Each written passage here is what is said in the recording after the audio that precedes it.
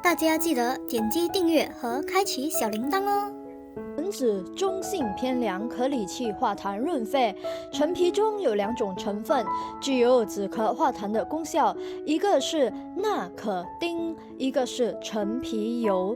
这2种成分只有在蒸煮之后才会从陈皮中出来，尤其适合久咳不愈的小孩子吃，完全没有副作用。那么要如何正确的食用我们的橙子，才可以起到如此良好的效果呢？跟小编一起来看一看吧。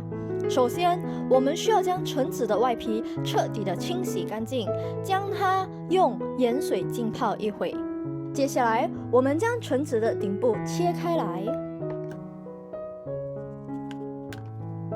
就像这个样子。现在将它放入一个碗中，陈皮顶部千万不要扔掉。接下来，我们将少许的食盐均匀地撒在橙肉上，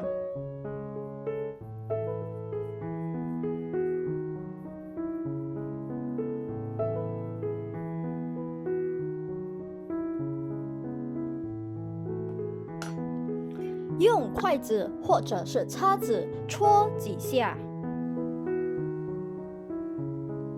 这样盐分会更加容易渗入橙肉当中。现在将陈皮盖上，在锅中加入适量的清水，将我们的橙子放入锅中，开大火，将水煮开后蒸10分钟。10分钟后，我们即可关火，将它取出。待它稍凉后即可享用。我们将整个橙肉和橙汁一起吃掉。为什么用盐蒸的橙子可以起到止咳化痰的功效呢？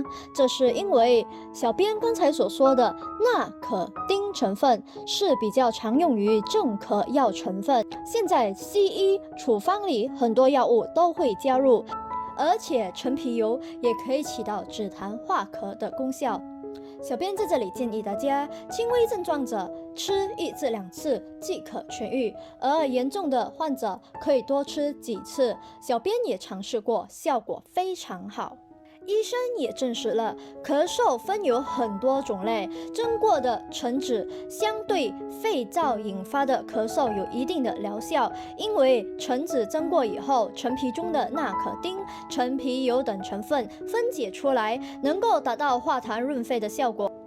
而对于寒咳的病人来说，橙子可能就不太适合了。那么大家可以使用橘子会更佳哦。所以大家一定要记住了，寒咳的朋友吃蒸橘子效果更好。从中医角度来说，橙子入肺经，主要是生津止渴、健脾胃的功效。对于阴虚干咳的咳嗽患者，适量吃些有一定的缓解症状作用。橘子相对橙子而言，除了可以生津止渴，还有润肺止咳化痰的功效。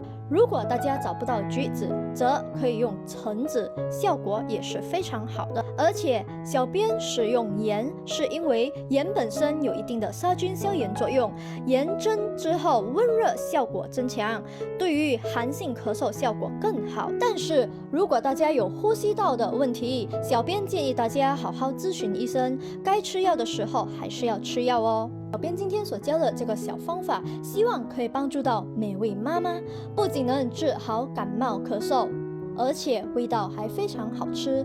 今天小编就分享到这里，希望这款盐蒸橙子可以帮助到大家哦。别忘了点击订阅和按赞哦，谢谢大家。